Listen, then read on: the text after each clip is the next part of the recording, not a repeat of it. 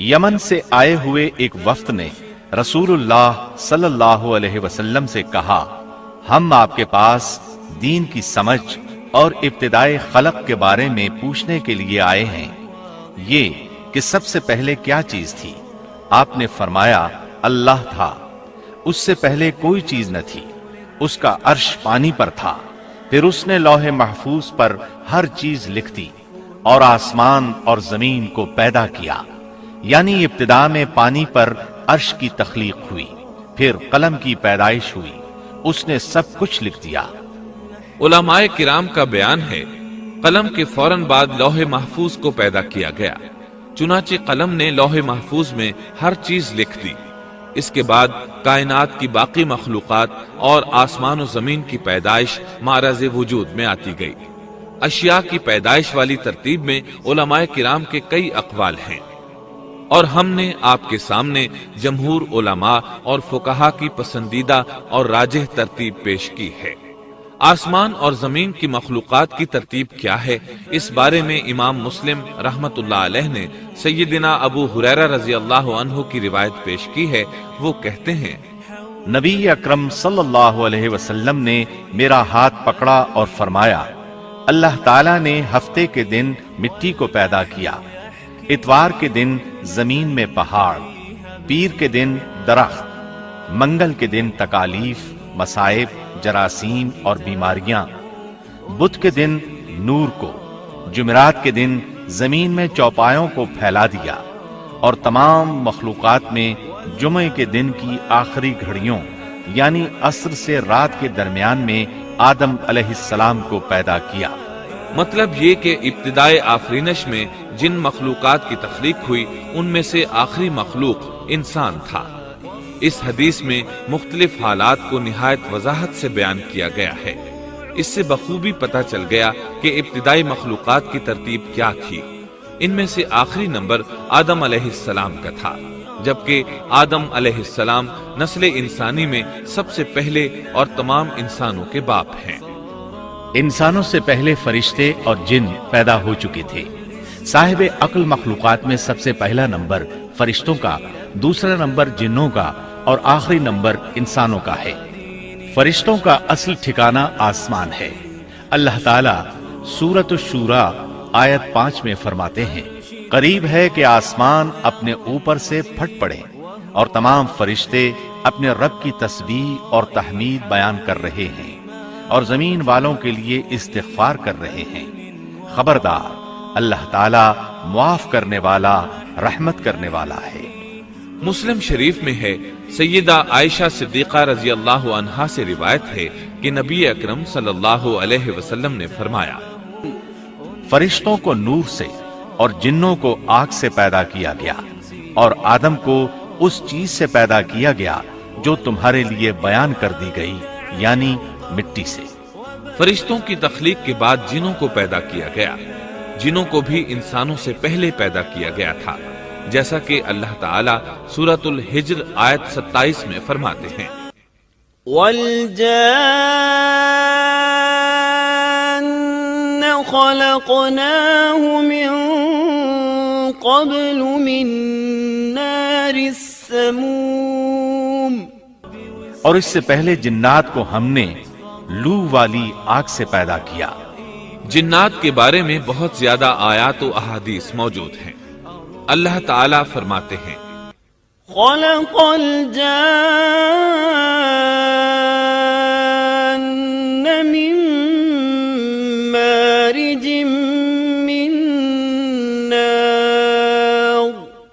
और जिन्नात को आग के शोले से पैदा किया गया।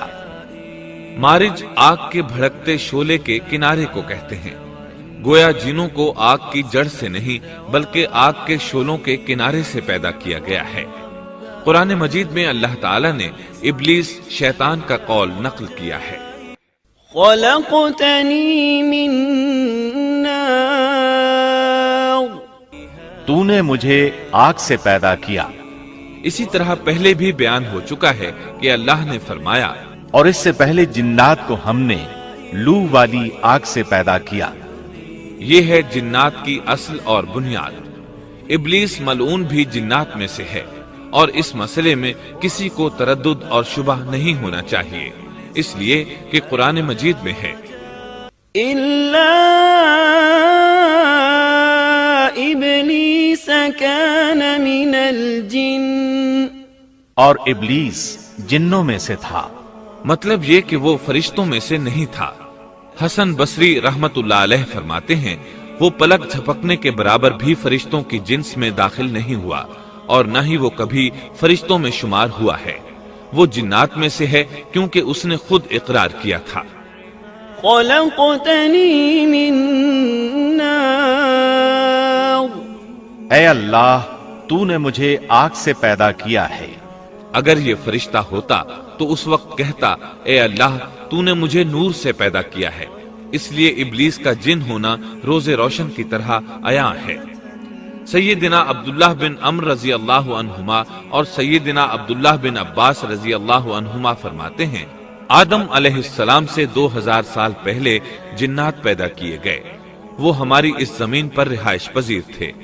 آہستہ آہستہ وہ فسق و فجور میں مبتلا ہو گئے، جب وہ فتنہ فساد میں حد سے بڑھ گئے، ناحق خون بہانے لگے، تو اللہ تعالیٰ نے ان کی طرف فرشتوں کا عظیم لشکر بھیجا، ان سے جنات کی زبردست مارکہ آرائی ہوئی۔ اس مارکہ آرائی میں فرشتوں نے جنات کو تہس نہس کر دیا اور وہ سمندروں کی جزیروں میں پناہ لینے پر مجبور ہو گئے۔ زمین کے ہر بر اعظم سے انہیں جلا وطن کر دیا گیا، چنانچہ آج تک ان کا مسکن یہی جزیرے اور عظیم مراکز ہیں۔ یہ واقعہ آدم علیہ السلام کی تخلیق سے پہلے ہو چکا ہے۔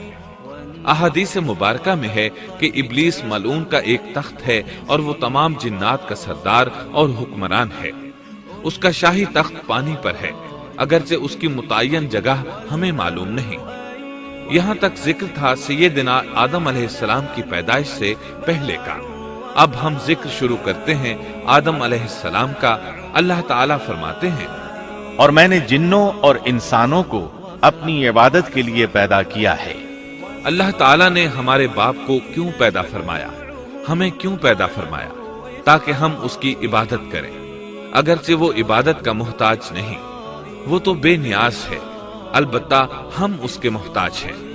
اس کے اسماء بہترین اور حسین ہیں، وہ عالی شان صفات کا مالک ہے۔ اس نے اپنے ناموں کے آثار ظاہر کرنے کے لیے مخلوق کو پیدا فرمایا، رحمت کے آثار، قدرت کے آثار، جبر اور طاقت کے آثار اور حکمت کے آثار ظاہر کرنے کے لیے مخلوقات کو پیدا فرمایا، ورنہ وہ کسی چیز کا محتاج نہیں۔ آدم علیہ السلام کی تخلیق سے پہلے ہی اس بارے میں اللہ تعالیٰ کا فرشتوں سے مکالمہ ہوا۔ اللہ تعالیٰ نے فرمایا اور جب تیرے رب نے فرشتوں سے کہا میں زمین میں ایک خلیفہ بنانے والا ہوں۔ خلیفہ سے مراد ہے نائب، اور یہ کہ اس کی نسل میں سے ہر ایک دوسرے کا خلیفہ ہوگا، جبکہ سیدنا ابو بکر صدیق رضی اللہ عنہ نبی اکرم صلی اللہ علیہ وسلم کے خلیفہ ہوئے۔ سو اللہ نے ایک خلیفہ بنانے کا ارادہ فرمایا جو زمین میں حکومت کرے اور اس کو آباد کرے۔ چنانچہ اللہ تعالیٰ نے فرمایا اللہ تعالیٰ نے تمہیں زمین سے پیدا کیا اور اسی نے اس زمین میں تمہیں بسایا ہے۔ اللہ تعالیٰ کا ارادہ ہوا کہ زمین کو آباد کروائے، جبکہ جن اس قابل نہیں تھے، کیونکہ ان میں اس قدر عقل و دانش نہیں تھی کہ زمین کو پر رونق اور سرسبز و شاداب رکھ سکیں۔ علماء جنات کے بارے میں کہتے ہیں ان کا سب سے بڑا عقل مند جن انسانوں کے 10 سالہ بچے کے برابر عقل رکھتا ہے، اس لیے زمین کو آباد کرنے کی صلاحیت اللہ تعالیٰ نے انسان کو بخشی۔ اللہ نے انسان کو بہترین ڈھانچے اور حسین ترین شکل و صورت سے نوازا، پھر اپنی روح اس میں پھونکی۔ فرشتوں نے اس سے سوال کیا ایسی مخلوق کو کیوں پیدا کرتا ہے جو زمین میں فساد کرے اور خون بہائے؟ اور ہم تیری تسبیح، حمد اور پاکیزگی بیان کرتے ہیں۔ اس کے جواب میں اللہ نے فرمایا جو میں جانتا ہوں تم نہیں جانتے۔ دراصل فرشتوں نے کسی طرح معلوم کر لیا تھا کہ آدم کی اولاد زمین میں فساد کرے گی، خون ریزی کرے گی، لیکن انہوں نے یہ بات اعتراض کے طور پر نہیں کہی تھی، کیونکہ ایسا اعتراض تو گناہ ہے، اور فرشتے پلک جھپکنے کے برابر اللہ کی معصیت اور نافرمانی نہیں کرتے، جیسا کہ ارشاد ہوتا ہے बल्कि वो तो निहायत मुअज़्ज़ज़ इबादत गुजार हैं, किसी बात में अल्लाह पर पेश दस्ती और सबकत नहीं करते और उसके हुक्म पर अमल करते हैं। इसी तरह इरशाद होता है, अल्लाह के हुक्म की नाफरमानी नहीं करते, बल्कि जो हुक्म दिया जाए बजा लाते हैं। इसलिए फरिश्तों का ये पूछना वजाहत तलबी के लिए था। वो तो इंसान के पैदा करने की वजह पूछ रहे थे। वो जमीन में जिन्नात के आमाल और करतूत का मुशाहदा कर चुके थे, यानी अल्लाह ताला ने उन्हें पैदा करके इख्तियार दिया तो वो फितना और फसाद और फिस्क व फुजूर में मुब्तला हो गए, और अब एक और मखलूक जमीन में बसाई जा रही थी, तो इस बात का इम्कान था कि ये मखलूक भी उनके नक्शे कदम पर चले। इसलिए फरिश्तों ने ताज्जुब और हैरत की बिना पर यह सवाल किया था, और पूछने का मकसद ये था कि क्या ये भी जिनों की तरह होंगे।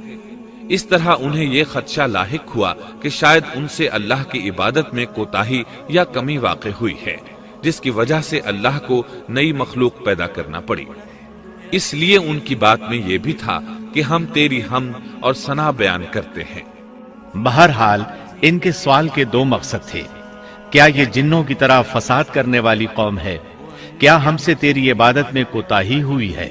इस पर अल्लाह ताला ने फरमाया, जो मैं जानता हूं वो तुम नहीं जानते। इस मौके पर फरिश्तों के जहनों में एक और बात भी आई।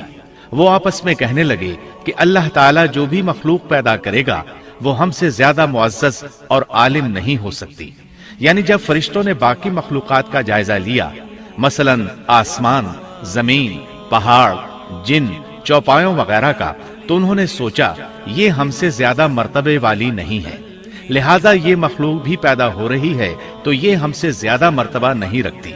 ये हमारा खास मुकाम है कि अल्लाह की तस्बीह में मसरूफ हैं, कुफ्र से महफूज हैं, हर हुक्म बजा लाते हैं, अल्लाह के तमाम अहकामात पूरे करते हैं, आसमान और जमीन में उसका हुक्म नाफिज करते हैं, और अल्लाह के नजदीक हम सबसे ज्यादा शरफ वाले हैं। लिहाजा अगर ये नई मखलूक इंसान भी पैदा हो जाए तो क्या हुआ, हमसे ज्यादा मुअज़्ज़ज़ और इल्म वाली तो नहीं होगी।